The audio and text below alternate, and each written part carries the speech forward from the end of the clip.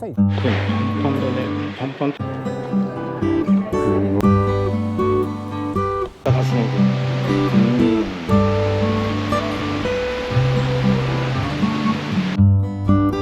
急にまっすぐな道に出たのこれ。こんにちは、はみ肉チャンネルです。まっすぐだね、開けた道。今回は栃木県、温泉は少なめですがご了承ください。 Google マップで見つけて一度は行ってみたかった出流原弁天に向かってます。モネの池のような場所が栃木県にもあるんです。なんか見てみたくなりますよね。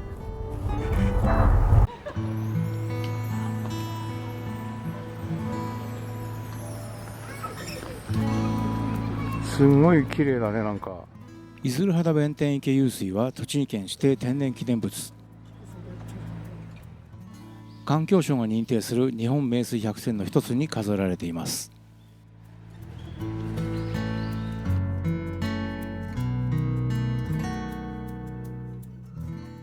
水温は16度と安定しており、出流川の源となっています。池の底まできれいに見渡せる透明度は神々しささえ感じます。池の裏側から磯山弁財天に通ずる道がありました。なんかまだまだだと。普通に表から階段で行けばすぐなんですがね。約30分ぐらいかけてやっと磯山弁財天近くまでやってきました。ついてんだ。うん。なんかすごかった。いつの間にか本殿を通り過ぎてます。ね。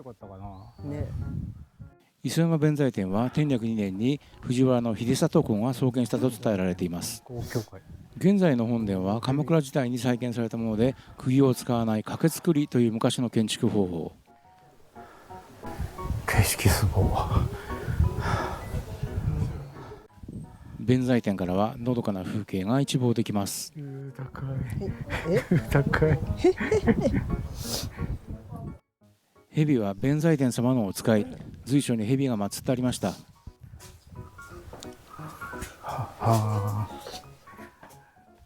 この弁財天の素敵な外観も一見の価値ありです。こっからかもね。この辺りで振り向くと素敵な景色が見える。もうちょっと下がないと見えないな。山門と弁財天が一度に見える景色はとても素敵です。コースター。まるで中世の地下神殿のような場所。今回旅行先に栃木を選んだのはここに来るためでした。かつて大谷石の採石が行われていた地下採掘場跡。深さ30メートル、最深部で60メートルはあるという2万平方メートルに及ぶ巨大な地下空間。ロケ地やコンサートなどにも利用される有名な観光地となっています。ライブとかやったりしてるんだね。城。入り口は少し地味ですね。すごいね。左側通行かな、やっぱり。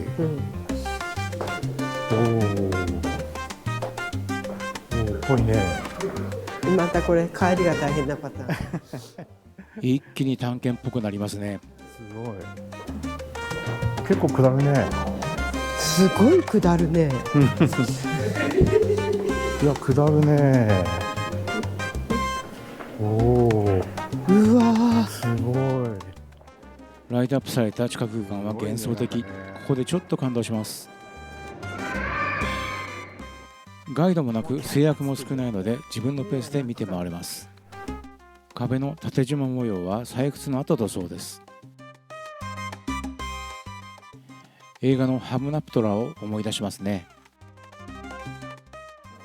場所によって景色も変化して意外と飽きることがありません。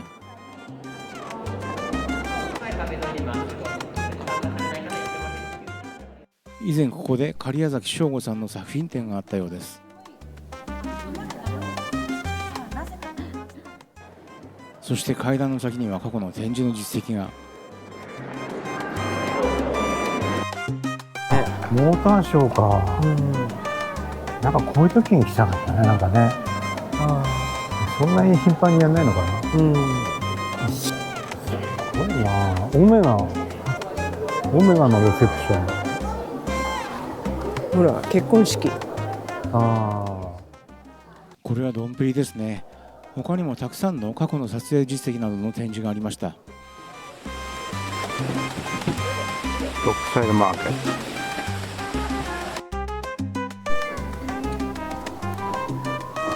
ト。なんだよ。あるじえ？ゃん。あるじゃん、石の。カエルちゃん？さっきカエルを売ってたけど、ほら、ライト。あすごい。あ。いや、いらないと思うけどな。いらないけどね。うんいらないけど、あったよ。箸立てなどの家庭用品も大谷石でできています。これさ、でもさ、我が家でさ、ほらみんな来た時にここにお箸立てたらさ、どっから拾ってきたのって言われそうだよね。おしゃれな家がやればさ、あれだけどさ。なんて読むんだろう。車で行かせてくれればいいのにな。でも車で行けるような道じゃないわ、この幅。あ、人来た。あまりに人がいなくてちょっと不安でした。マイナーな場所で人に知られてないんでしょうか。観光客はほとんどいません。名草巨石群。天然記念物の巨石群の近くに建てられた奇妙な神社。江戸時代には祭りも開かれていたそうですが、今ではだいぶ寂れています。高原現象貴重ですね。熊じゃなくて蜂に注意なんだ。そうだね。深い林に続く道、神聖な場所に向かっている感じがします。人がいなかったらちょっと怖いな。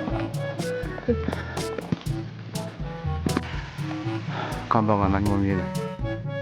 廃墟の雰囲気さえ感じる場所です。弁慶終わっちゃったんだ。あの武蔵坊弁慶が「えい!」とついて割ったと言われている石。鬼滅の刃で炭治郎が切った岩に似てると言われているそうです。神聖な場所というよりは物悲しげで美しい場所でした。実はあまり期待せずに来たんですが、独特の雰囲気に圧倒されてます。名草厳島神社の歴史はなんと平安初期の公認年間まで遡ります。空海上人が白い大蛇に導かれ大岩の前に来た時経文を唱え弁財天を勘定したとか。いずれ今日の出会いに感謝してご挨拶します。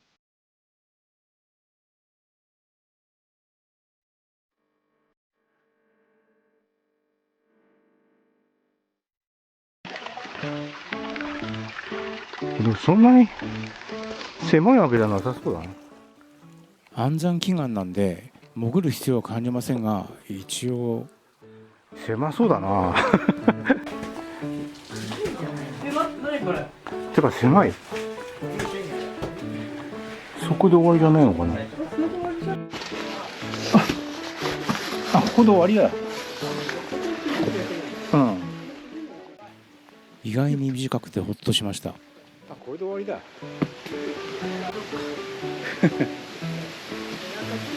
そんなにひどいことなかったね。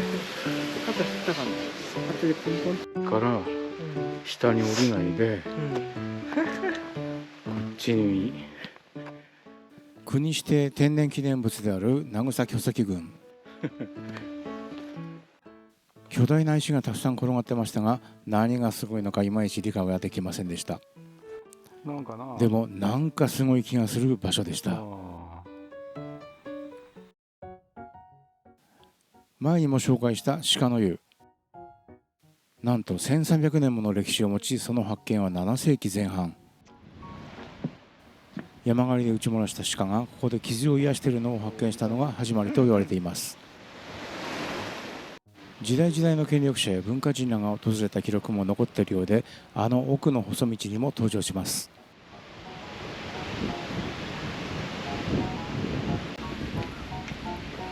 栃木県最古って書いてある。栃木県最古。建物は昭和16年に改築され、そのままの姿を受け継いでいます。その外観を見ていると、はるか昔の日本の原風景にタイムスリップしたかのような気がしてきます。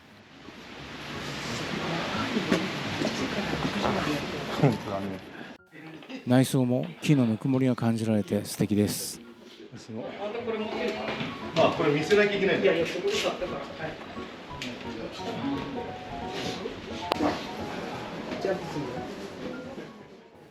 ここのお風呂は本当に素晴らしかった。41度から48度までの6種類の浴槽が整然と並んでいました。そのビジュアルが本当に衝撃的に美しかった。そして自分がどこまでいけるかチャレンジ精神を煽るこのシステム。泉質は単純酸性硫黄温泉。結構強めの温泉で硫黄臭がかなり濃い温泉です。薄緑の濁り湯が綺麗でした。常連さんがうるさいなどの口コミもあるようですが、そんなことはありません。泊まり系なくていい温泉です。本当に。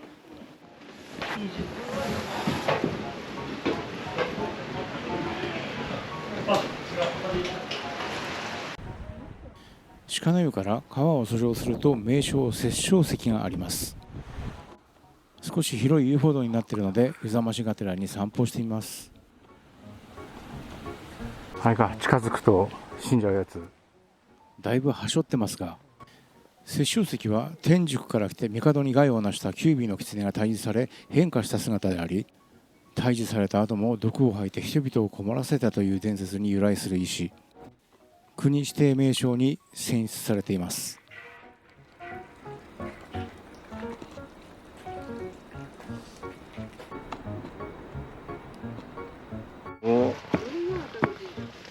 ああ、そういうことか。いやー、行かないと思うけど、恐ろしく長い階段ですね。いや、すごい。やったね。空いてるね、きっと。お昼ご飯が午後2時過ぎになってしまいました。先ほどここに来た時は大行列でした。正直佐野ラーメンってなんだか印象薄かったんですが、ここを食べてびっくりしました。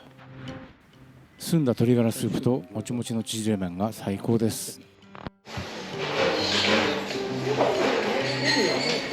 ご注文しましたら声かけてください。チャーシュー麺、餃子1個、中華一緒に食べる1個が1個でいいじゃないですか。2人で1個で。じゃあチャーシューすいません、チャーシュー麺を2つと、餃子を1つ。チャーシュー麺が2つと餃子が1人前。はい、かしこまりました。お水がセルフになってますね。足ラーメンも良かったかな。これパンパンだね。パンパンっていうのはピタッときてる。美しいラーメンです。光り輝いてます。いただきます。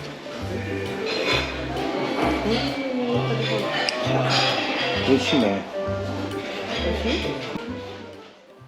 青竹を使用した製法により麺の強いコシを実現。平打ちの縮れ麺がスープを口に運んでくれます。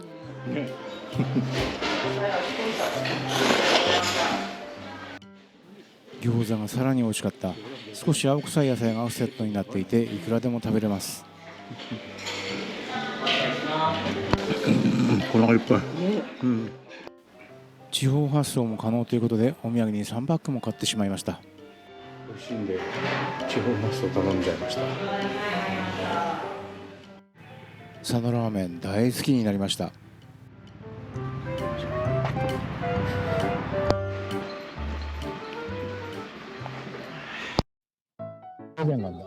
樹齢160年に及ぶ大藤と四季折々の花が楽しめる足利フラワーパーク。今日はクリスマスのライトアップを見にやってきました。結構な人でにぎわってますね。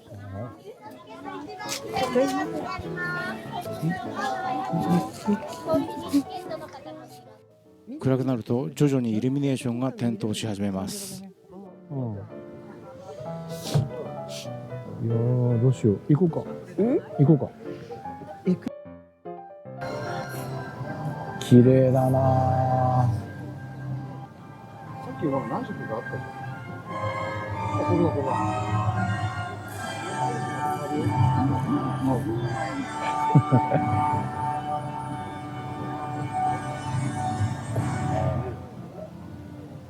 なんか提供は日清製薬でしたみたいな感じだね。どの色が一番綺麗だろうな。まあ、とりあえず写真だけ撮ろうかと思ったんだけど、で真っ暗になったら様子終わった。くすくすく来た来た来た。あれ？園内は広くて迷うほどです。しかもどこに行ってもピカピカです。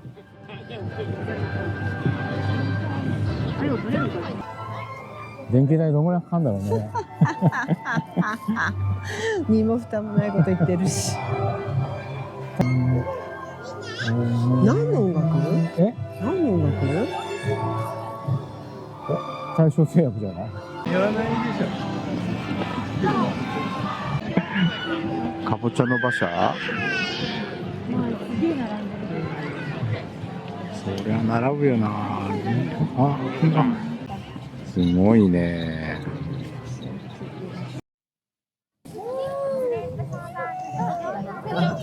売れるよな、光るキャンディー。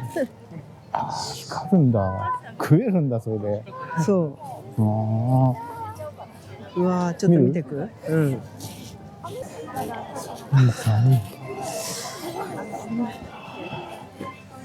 なんか買っちゃいそうだな、これ。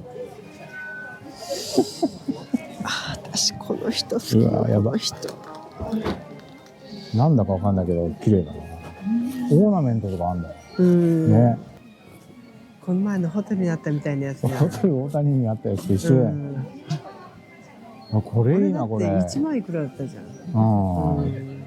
格安じゃん、じゃあ。7500円。半額だよ。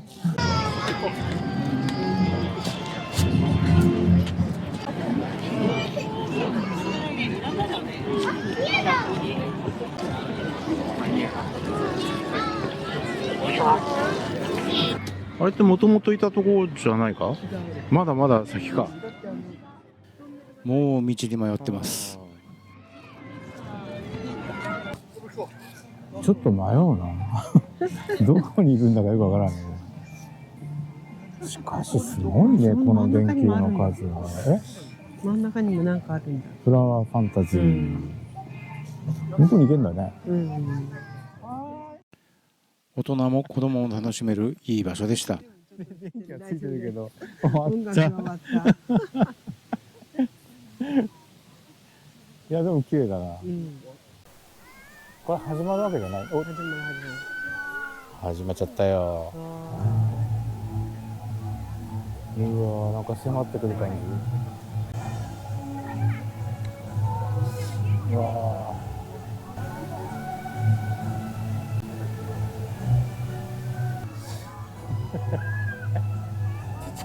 ちっちゃい子がわーって言ってるね。ちっちゃい子がわーって言ってるよ。す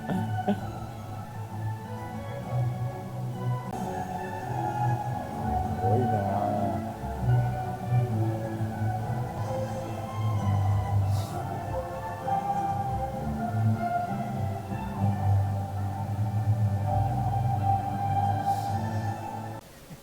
わかった？綺麗だね。フラワーファンタジー。凝灰岩の岩肌に蜂の巣のように掘られた横穴式の古墳、7世紀前半のものと推定されています。ほら、観音様みたいな。あの中。観音堂っていうのがある。うっと危ない。うわー、穴。こんなんと近くまで行けるんだ。おはようございます。観音様と目が合いました。すごいな。ちょっと怖いな。こっちは綺麗だ。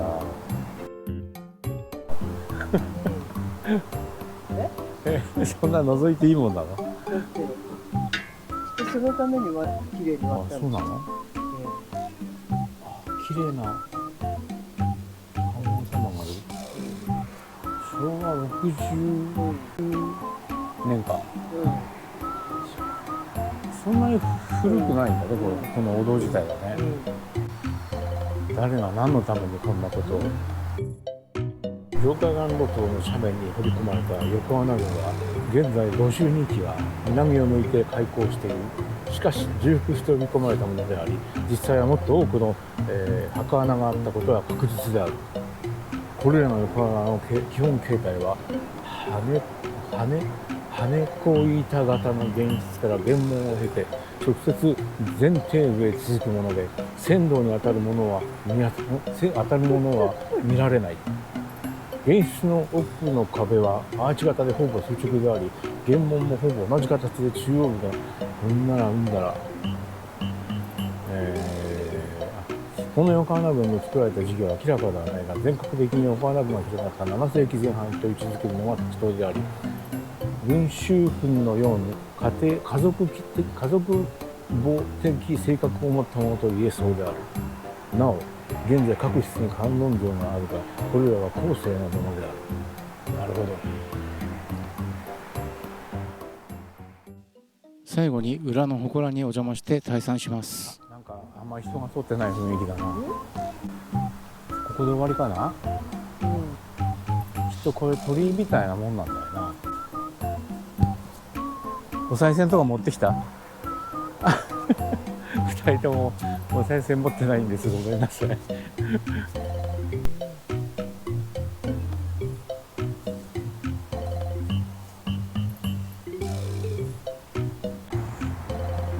やー、すごい。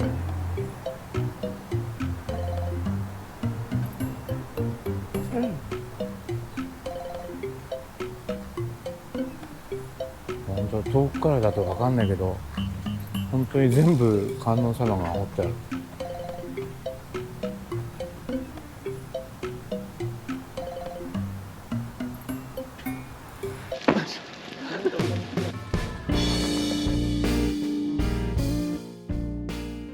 焼きたてのパンの香りとビートルズの世界観に包まれた場所で癒しのひとときを過ごせます。ついつい来てしまうのはなぜなんでしょ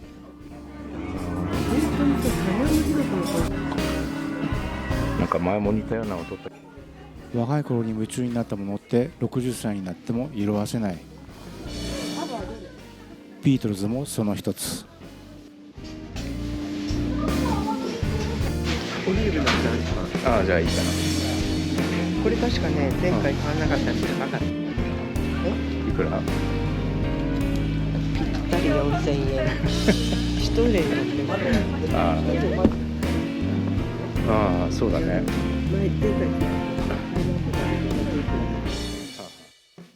栃木県いいですね。これからもまだまだ行きたいところがあります。良さげな温泉がたくさんあるんです。徐々に訪問してみようと思ってます。